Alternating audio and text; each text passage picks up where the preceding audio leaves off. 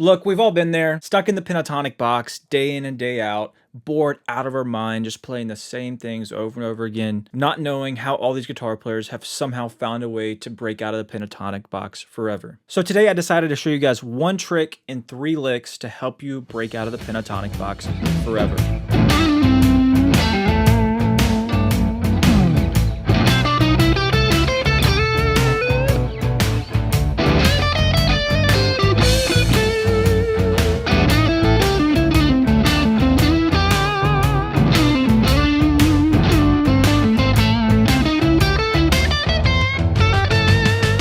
Now, honestly, there are many ways to break out of the pentatonic box, but today we're going to be discussing one of my favorite ways and probably the easiest way. Also, it helps you come up with different ideas, especially if you're locked in the pentatonic box. It's going to put you in uncomfortable positions that's going to make you be creative and force yourself to learn and develop new ideas. I'm actually going to teach the trick in lick number 1, and you're going to see it in the other licks as we go on. Before we check out lick number 1, I want to let you know that tab for today's lesson and all my other guitar lessons are on Patreon, link down below. You can get started for just $2 a month and you'll get the tab for all my YouTube lessons. Plus, if you go up into the higher tiers, you get a bunch of extra bonus lessons going over licks, technique, how to build speed, how to practice, theory, many other things. And if you're interested in one-on-one guitar lessons, you can check out my website, link down below. It tells you everything about my one-on-one guitar lessons. Thank you guys so much. Let's dive into lick number 1. All these licks are going to be in A minor today, and we're going to start on the G string with this lick.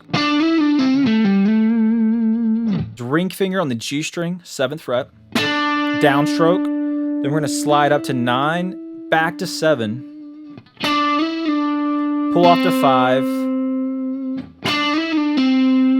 then D string 7, pull off to 5, and then this is where the trick is. The trick is now sliding our first finger up to that 7th fret on the D string. Most of us would normally do this. Maybe just hammer it back on with our ring finger, but we're going to do this slide. So lick number 1 is that. The trick is making us play this note, or any note that we typically would in the pentatonic box, we would either play with our pinky or ring finger, make us use the first finger for it. Because now that's going to set us up to force us to look at the fretboard a little bit differently, right? You're going to need to fight the urge also to do this, right? Like you don't want to slide right back in. You want to build from that and try to connect the fretboard up, which in that solo, I actually played all 3 licks. So what we're going to do, we're going to use that as a building block, that slide up, that little trick to force us in a new area of the fretboard. We're going to just keep pushing through. Then we do it again to push us into a new horizon of the fretboard. If we keep using the same fingers, we're just going to stay in the same box. We're not going to ever move out. We're always going to be right here. We're always going to be stuck. So the trick is to always take whatever you know in position 1. And then let's say we replace that finger with the first finger. Now we have to learn the fretboard. How do we keep moving forward? And we keep that concept going all the way up and down the fretboard. So if we find ourselves up here,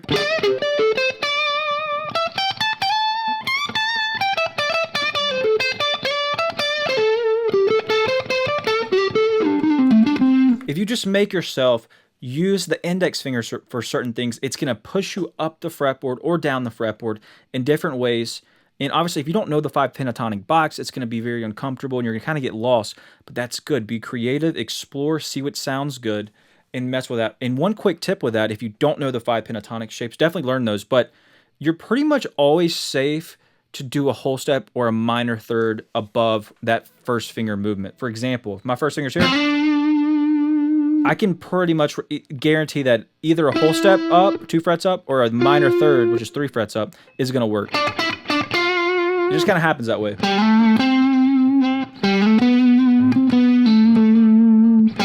Sometimes it should be a half step, but honestly, most of the time, just go for a whole step or a half step after you jump that finger up.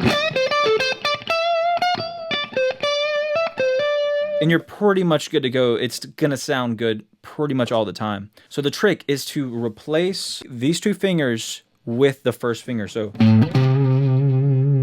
then have that set you up for the future.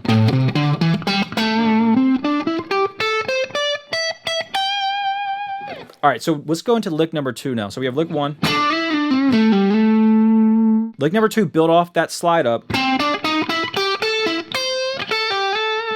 We find ourselves in what's called the position 2 of the minor pentatonic box. We're also hitting a flat 5. And we're just walking up the scale at first. So that's pinky on the 10th fret D string. And then chromatically, we're going 7, 8, 9 on the G. The picking doesn't really matter. I kind of was doing all downstrokes. Then the B string, we're going to go 8 to 10. Then I like doing this. Going back to the G string 9. So.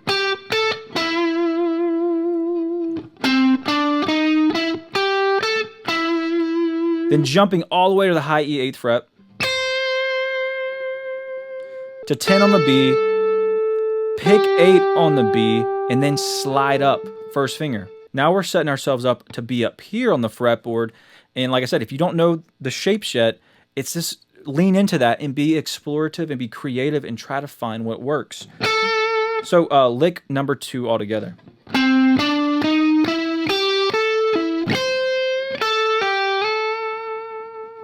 So lick number 1.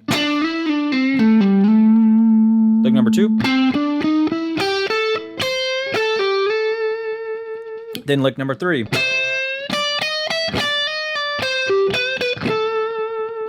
Right? Because I slid up, I'm just accepting the fact that I'm moving up the fretboard and I got to figure out what I'm going to play up here. And this is kind of hovering around the position 3 of the minor pentatonic box, but we're hitting the flat 5, we're also throwing in the 2nd. So let's dive into that. It's very Stevie Ray Vaughan here. So so our first finger is right there on the 10th fret B string. Then ring finger is going to jump up to the 13th fret of the B string. We're doing a slight bend. If we're going to do a full bend, it would be a whole step, but this is kind of a momentary, like, slow bend. It's not really to a certain pitch. So we're hitting that note, downstroke on the B string 13th fret. Then we go to the high E, and we're going to go 10, 11, 12. Back to 10 with a quick hammer-on pull-off on 11, back to 10. So far.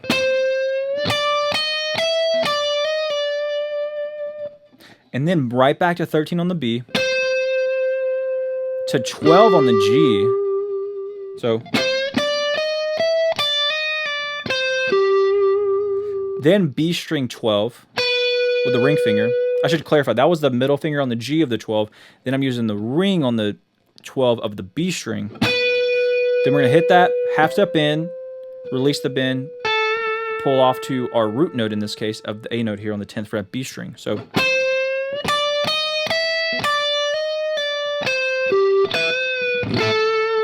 Now, if I wanted to use the trick to build up to a lick 4, say, right? Let's just do that on the fly here. I might slide that first finger up to the 13, setting me up to figure out how to explore the fretboard up here.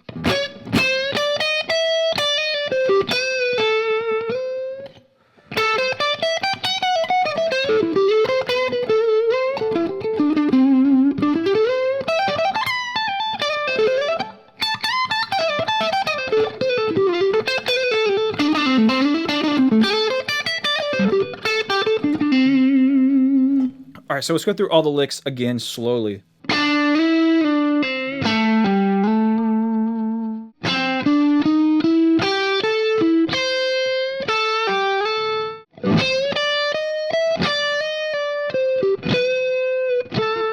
Now, all these licks are great by themselves. And like I said, you can explore and do whatever you want after you do that little slide up trick. But I just wanted to go ahead and give you lick number 2, which is a great lick in and of itself. But I wanted to show it and how we can use that trick to make us lead into that next lick.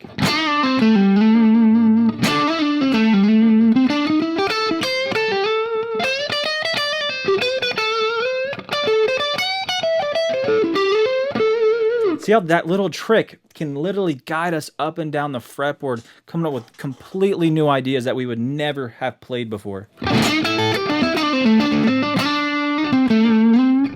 Look at that.